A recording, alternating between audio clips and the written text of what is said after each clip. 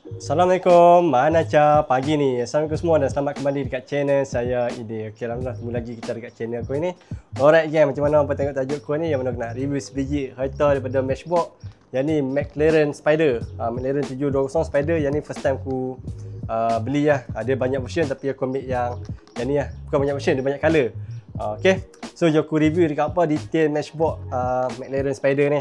Dan sambil-sambil tu aku akan review perbezaan Spider ni dengan yang satu lagi. Okay, jom. Okay gang, so kat depan aku ni ada 3 biji McLaren. Yang ni aku pun dah start gila McLaren lah selain daripada Porsche, BMW.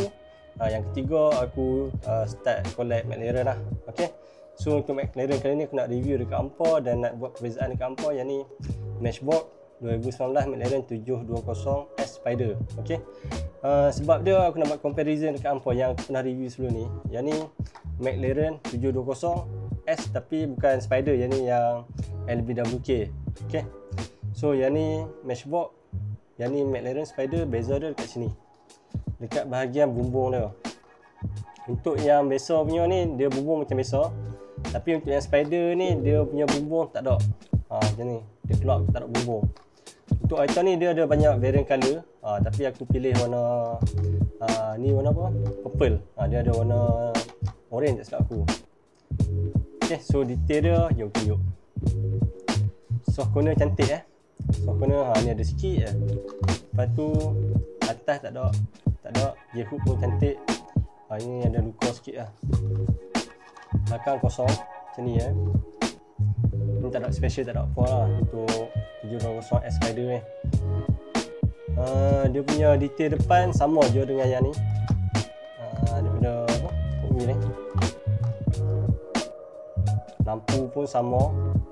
Bumper semua sama. Bonnet pun sama. Cuma yang ni LBWK lah. Dia punya white body. Nampak besar.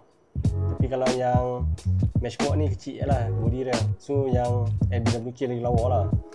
Cuma bentuk dia yang ni aku minat sebab dia macam cabriolet. Dia tak ada bumbung. Daripada pintu dia sama je. Beza sikit sama. Cuma yang ni dia ada white body. Yang ni tak ada white body, sama. Dia punya bawah pun sama. Okay, so atas dia yang ni left hand drive. Itu ni. Detail belakang untuk Matchbox apa boleh tengok memang cantik lah. Ada nombor plate, ada lampu, ada tulis McLaren, ada reflektor merah tu ada. Lepas tu bumper pun ada detail warna grey. Masih ada apa, nombor plate 720S.